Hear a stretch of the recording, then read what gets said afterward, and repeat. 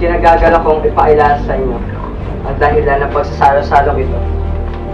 Ang anak na nasira kong kaibigan, si Don Crisostomo Ibarra.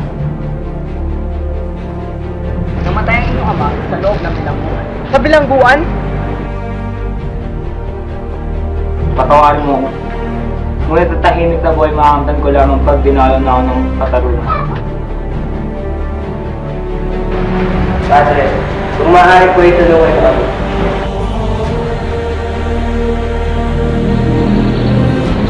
Hindi pa rin kumukupat na yung ganda, Maria Clara.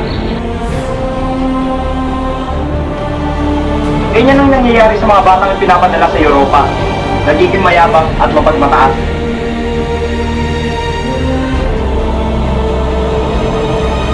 Inay! Inay!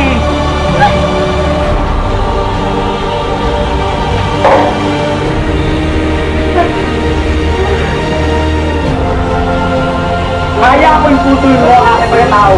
Pero huwag na huwag mo yung putol na aking ama.